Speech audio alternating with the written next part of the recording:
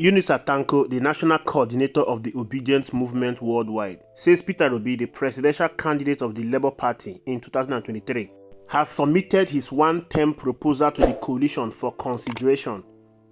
Recall that Mr. Peter Obi said he's willing to be a one-term president in 2027. This is what Tanko Eunice has said in quotes. "We have presented it to the coalition. It is there for them to make a decision, but we are very confident it can work. This is a pronouncement rooted in integrity, and Peter Obi embodies that.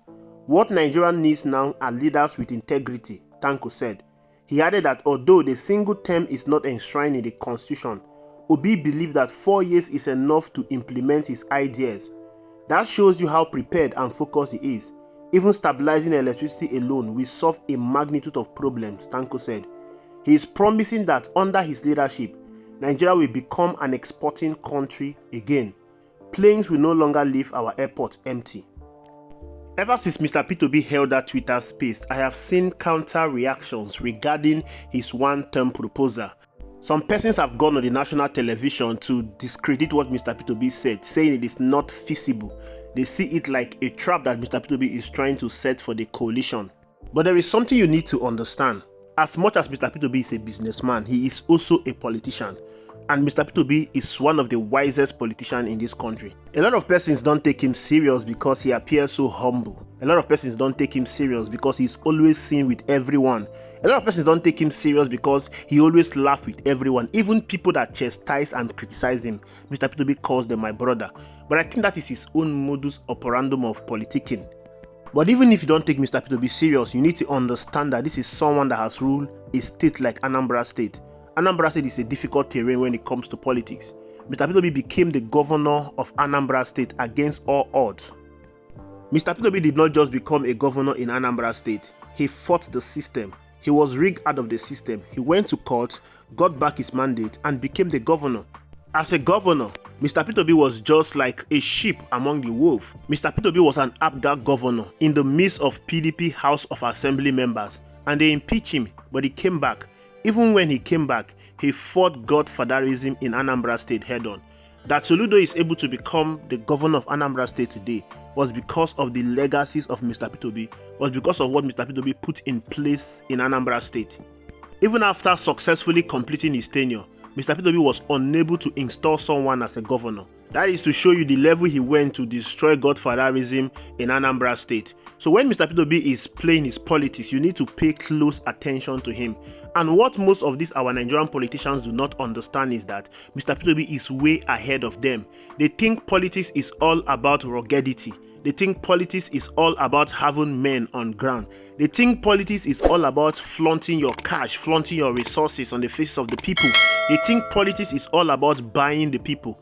Mr. Peter Obi did not need to buy anyone. Mr. Peter Obi did not need to flaunt any resources. All Mr. Peter Obi has to do is to stick to his ideology. And that is the reason why he is far ahead any politician in this country. In 2023, before the election, Mr. Peter Obi decamped from PDP to the Labour Party.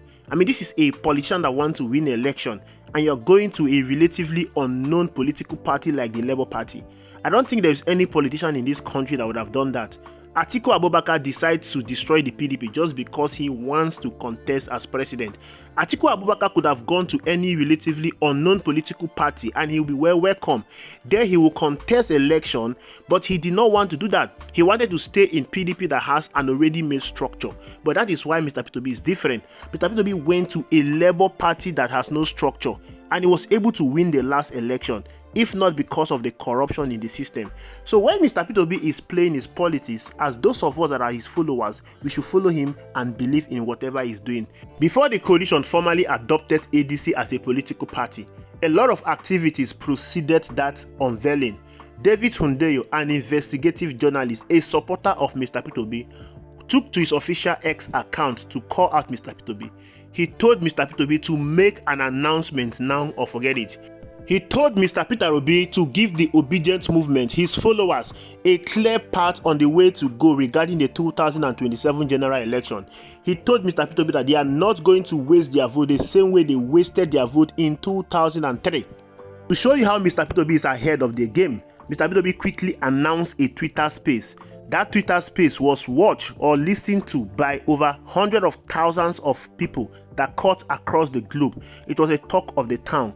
Many news outlets carried things that Mr. P2B said on that Twitter space. One of the things Mr. P2B said on that Twitter space was that he is willing to serve 4 years in a single term. 4 years in a single term. This proposition from Mr. P2B is a mind game. With this proposition, Mr. P2B has put the coalition in a very tight corner. I don't think there's any politician in that proposition that has made known his proposals to Nigerians and the coalition. Mr. P2B has simply leapfrogged every other politician in that coalition. He has gone ahead of them. And this is the reason why Mr. P2B did what he did. You need to understand that this coalition is not just about Mr. P2B. There are other politicians in that coalition who also has interest in that coalition. The biggest masquerade in that coalition is Atiku Abubakar. And Atiku Abubakar interest, Atiku Abubakar ambition will determine if that coalition will succeed or not. It is his same ambition and interest that has destroyed Nigeria today, that has brought Nigeria where Nigeria is today. We'll talk about that later. You also have Rotimi Amechi, and there will be other politicians that will join this coalition that will also have a stake in the presidential ticket. Now, this is what Mr. P2B has done. The coalition is seeking to oust Bola Ahmed Tinubu out of office in 2027. Bola Ahmed Tinubu is a Southerner, and in 2027, he will have ruled for 4 years. Bola Ahmed Tinubu took over for President Muhammadu Buhari, who has an 8 years uninterrupted regime. The best option on the table for the coalition is to zone the presidential ticket to the south, the same way APC zoned the presidential ticket to the north prior to the 2015 presidential election.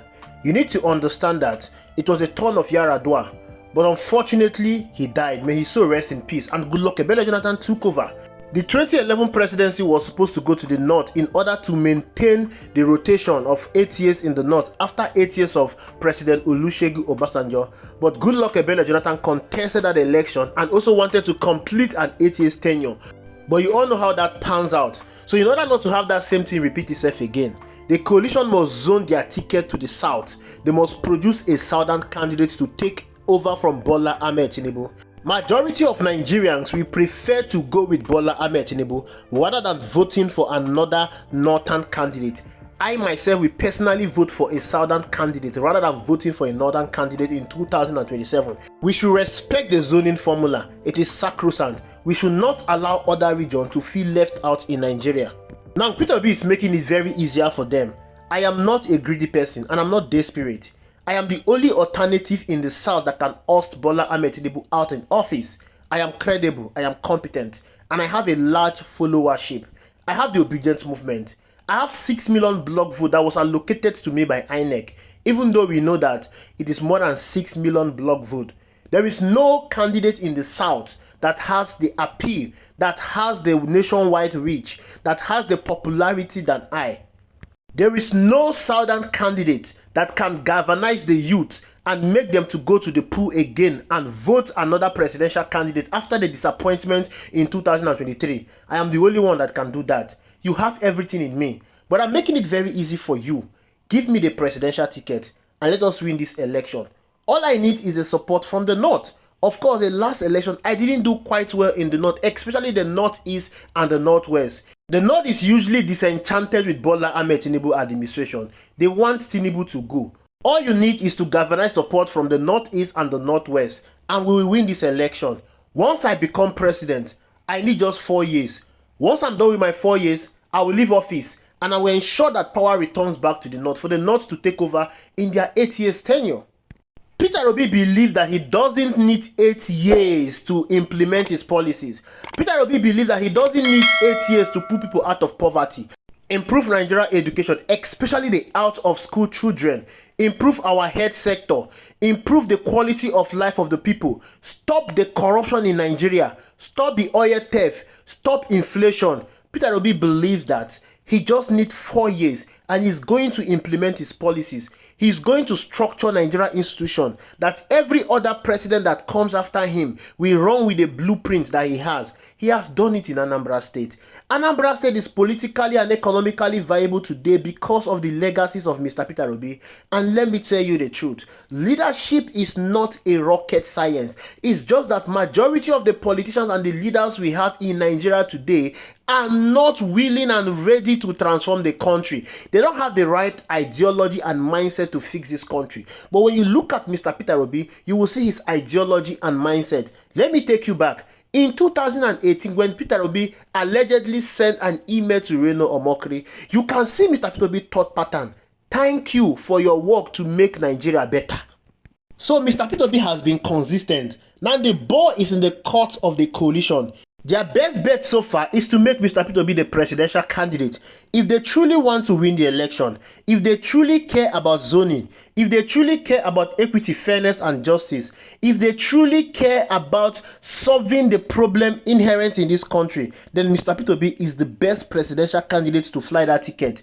And Mr. Peter Obi will definitely win that election. Of course, we know that Atiku Abubakar is equally eager to be the presidential candidate, but we know that this time around, it is not the turn of the North to produce a presidential candidate.